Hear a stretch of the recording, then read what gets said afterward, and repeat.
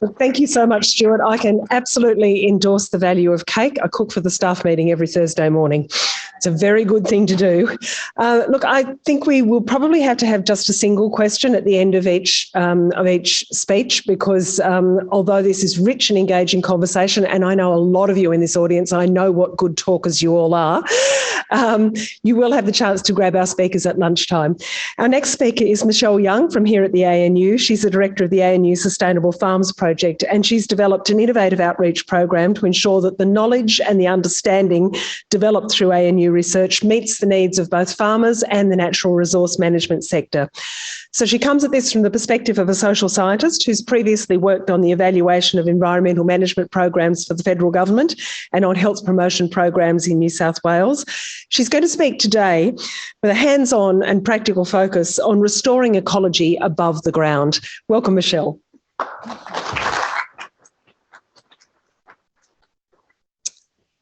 Hello, it's a pleasure to be here today standing on Ngunnawal country, and I'd like to pay my respects to the traditional owners past, present and future.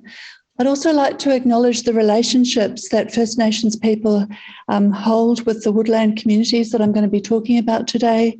Their relationships which involve deep spiritual connections, care and stewardship, and a mutual reliance which lasted over 60,000 years and still continue today. So as Genevieve mentioned, I manage a project called Sustainable Farms. It's a research and outreach project that works to conserve temperate woodland systems. We focus on win-win solutions for biodiversity and farm profitability. So basically this is my team of field ecologists, communication specialists, social scientists and spatial statisticians. Our starting point is biodiversity, because right now, as we've heard, we're in a major biodiversity loss event with literally hundreds of threatened species and ecological communities. Because agriculture is the biggest single land user, it has to be part of the solution. And it's critical to get the balance right between environmental condition, productivity and biodiversity, not only to preserve biodiversity, but also to ensure that we have the supporting ecosystems for our primary production. So for this purpose, Sustainable Farms was established to protect and support endangered woodland communities across farms in the sheep wheat belt. This map, it shows the area that was covered by temperate woodlands at colonisation, and you can see in the darkly shaded area where our project operates. So using remote sensing, our team modelled the extent of these woodlands, the boxgum grassy woodlands, in 2020 compared to 2007. And the results of this work showed that despite being listed as critically endangered by the EPBC Act in 2007, there's been little positive impact on the extent of this ecosystem. In fact, in some areas in New South Wales, it's continued to decline. So that just... Oh, and I should say that 77% of the remaining boxgum grassy woodland that we have in this country is on privately owned agricultural land. So that really, again, highlights the urgent need to accelerate restoration efforts on farmland if we want to preserve the unique woodland bird species and other iconic animals and plants. So our project draws on 20 years of science and expertise from 5 major studies on restoration on farms in the woodlands that have been led by Professor David Lindemeyer and his team of field ecologists. The research provides a detailed understanding of the impact of biodiversity on various conservation management techniques undertaken by farmers. In addition, our team of ecologists working on these studies who live in the communities also work with farmers to learn more about their understanding about the changes they see in response to their restoration efforts. And we've now drawn this knowledge together into a simple framework that we've referred to as natural asset farming.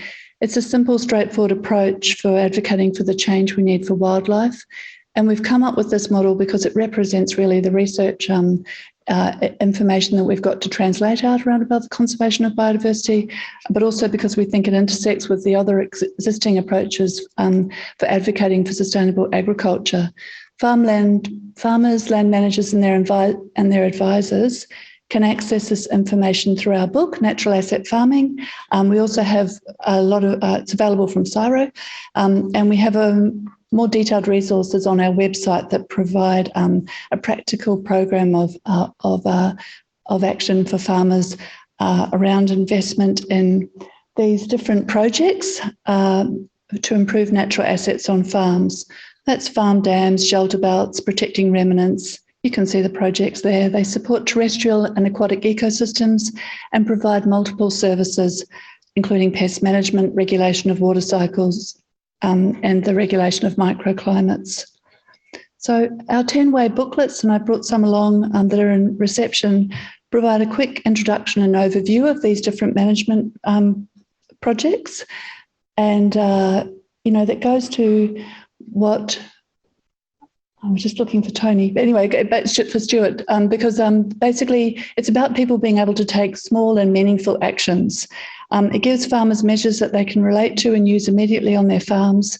It works across any production system or type. So it's got widespread application, and it offers an entry point for every farmer to start small, trial it and build it from there. It can also be picked up and applied at scale across farms.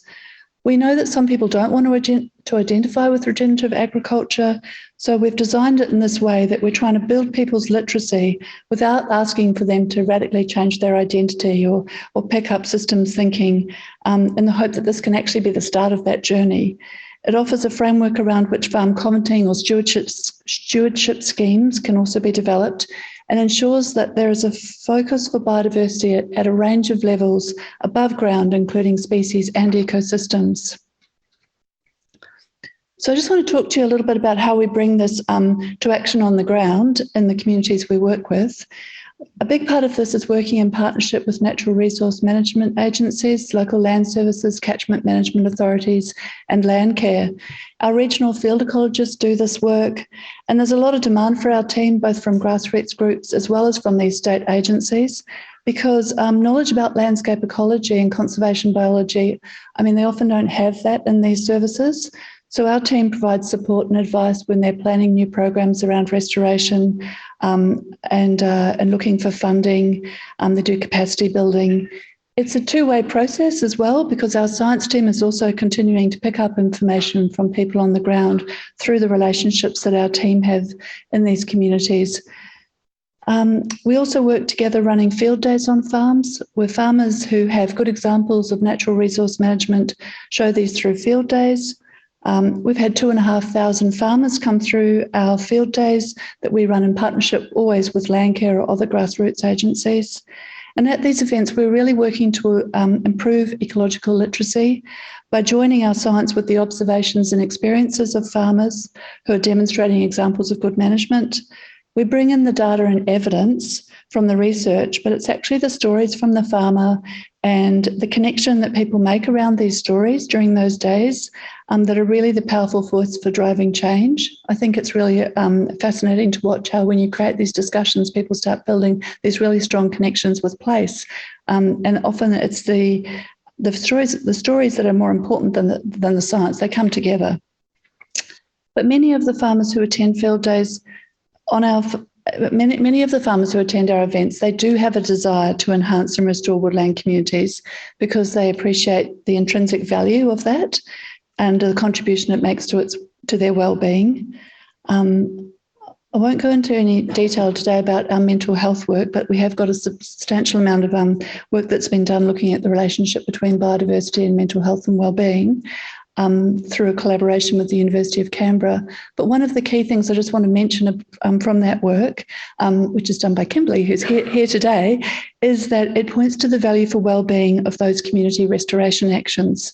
So in the shift of thinking about how markets can provide solutions, we need to make sure we don't lose what Landcare and other grassroots groups have shown us, because it's incredibly important for our communities and their social resilience.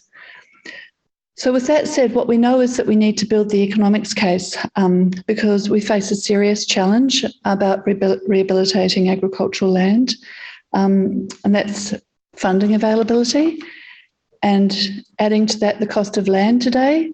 So sparing land for biodiversity is getting harder than it has been in the past. The area that we work in has significant production values. There's 9,000 farm businesses there that we're trying to engage with. That's actually 10% of Australian farm businesses. So to try and understand the gaps and the solutions for these farmers, we have a program of economic research that builds on our ecology research. In this slide, if you just focus on the knowledge gaps part, because it's quite complicated to explain the whole program, I just wanted to highlight what we're doing here, which is looking at whether or not there's an economic case for farmers to invest in these assets. And where we can, we're building the case for private investment in natural asset management and farms. We're also understanding how farmers decide whether to invest in natural assets by evaluating the drivers and constraints of practice change, and then looking at how the economic case could change with new markets and policy incentives, so we can provide advice to financial institutions and governments. So farm dams is a place where we're shifting perspectives using this approach. Our farm dam study is looking at how we optimise farm dams for production and biodiversity. Farm dams are a fundamentally important natural asset in agricultural landscapes. There's about 650,000 in the Murray-Darling Basin alone. And the thing is that these farm dams actually have replaced natural wetlands in some of these landscapes. So unfortunately, we know that farm dams are also commonly taken for granted a little bit. When we did an assessment of the condition of farm dams in 2019, we found that 97% of the farm dams in large parts of the Murray-Darling Basin were in poor condition. The good news is that our work is showing that farm dams our work is showing that if farmers put some attention to managing their dams differently by putting in fencing and changing grazing practices to exclude stock, that they can achieve some really impressive results. We have a range of diagrams and technical information about what needs to occur online on our website, but essentially it's all about building vegetation in the water on the margins and around the farm dam. The results from our research so far have shown that by building vegetation, you can improve the number and species diversity of many groups, birds, frogs, and macroinvertebrates. And you can also support bird breeding, including threatened species of birds, like diamond firetails and dusky wood swallows. You can produce better quality water. Our work shows that the level of fecal contamination and runoff nutrients generally halves after 6 months of better management. You can improve water quality. You can therefore improve weight gains. And we've done some cost-benefit analysis on the financial benefits for landholders.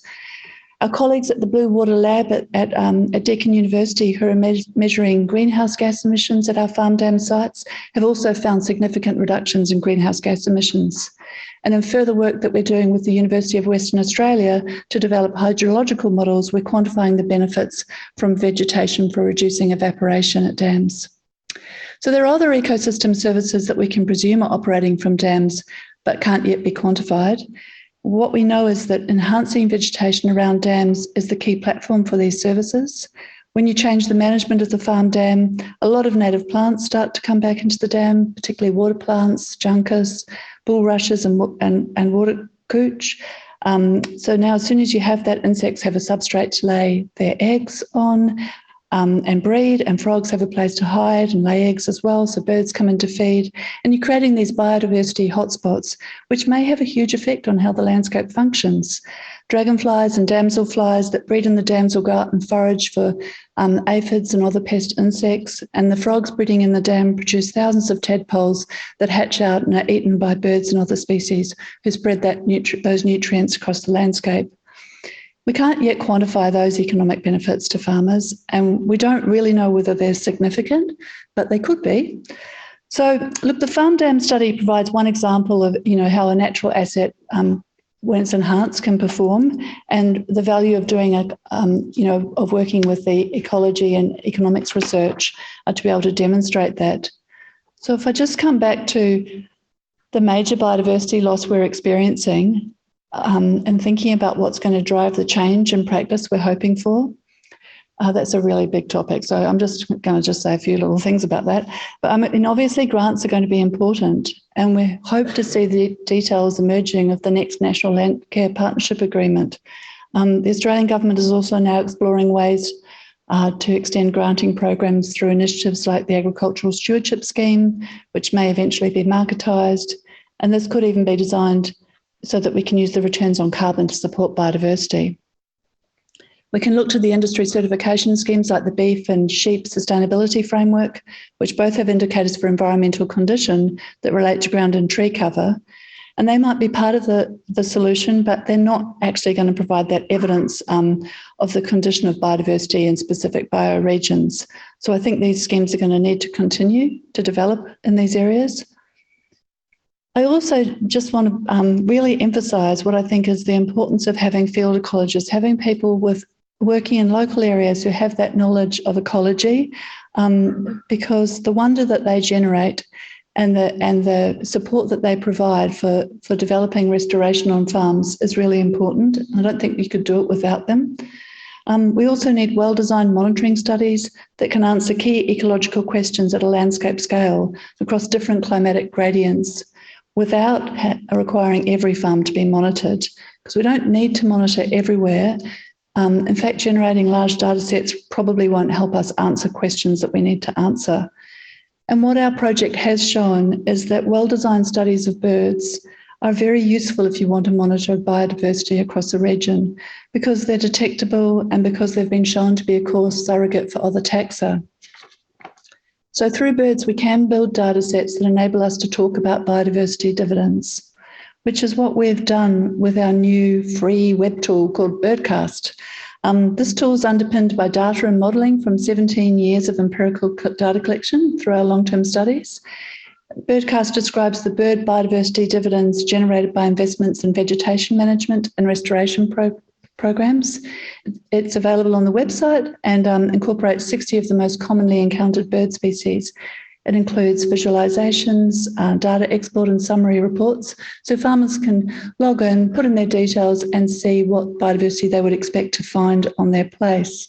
It also offers farmers the potential to look at. It also provides farmers with the opportunity to look at what the potential biodiversity benefits could be on their place if they put in more plantings. So it can provide context to environmental management decisions in that way. And for those of you with a farm in the project area, it'd be great if you jumped on the website and tried it out. I just want to finish by reiterating that maintaining biodiversity on farms remains a very pressing challenge.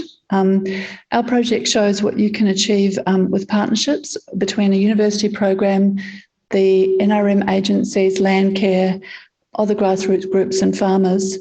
And there are huge benefits for the management of biodiversity on farms if we can resource farming communities with this type of model. So thank you very much for the opportunity to talk to you today about the project.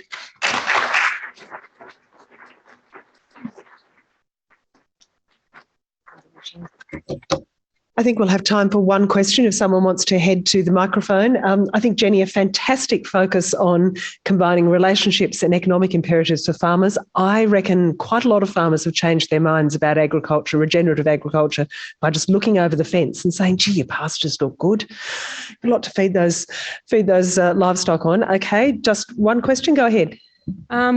So I'm interested to know whether what you're doing and the information you're gathering in this project, which is incredibly good from the point of view that it's a practical thing that's happening rather than just talk, is going to contribute to biodiversity payments in terms of the biodiversity payments that are projected to be part of the future farm incomes, if possible.